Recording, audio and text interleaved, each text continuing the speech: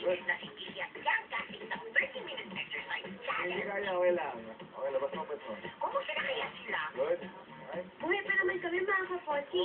At ito, nakaka-swing pa ng kettlebell. Yes. Pag nakataas, diretso. Yan. Natulo, diretso. Good. Kapagod yan. Kayang-kaya ko pa naman tumalon-talon. Last 10 seconds.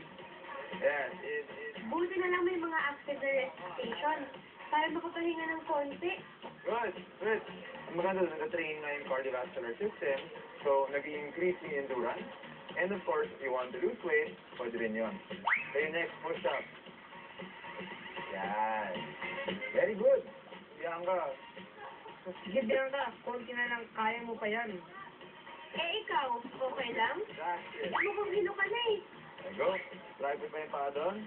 Let's exercise again for the arms, for the back. Very good. Konti na lang, tapos na tayo.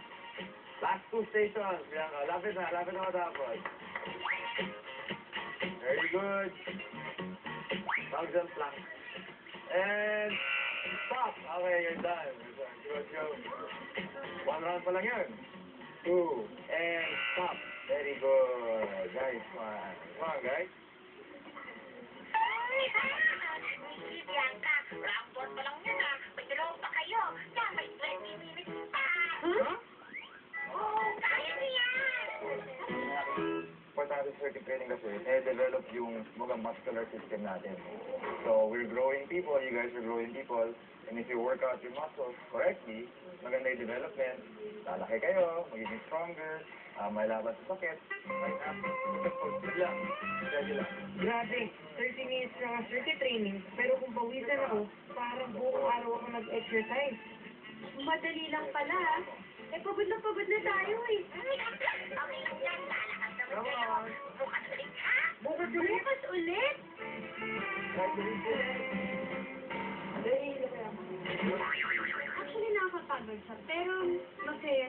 Alam mo ba, Drew, na pag-exercise, ay kailangan ng mga bata yung katulad mo. Siyempre, ikaw, malaki ka pa lang, mga ganyan. Eh, ikaw, puro ito yung alam mo eh.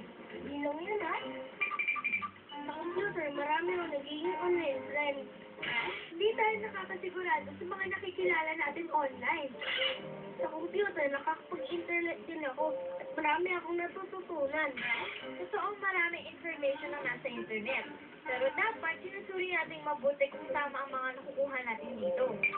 Pwede naman kasi gawin yan habang nakaupo ka sa harap ng computer. Ay, naku, Drew.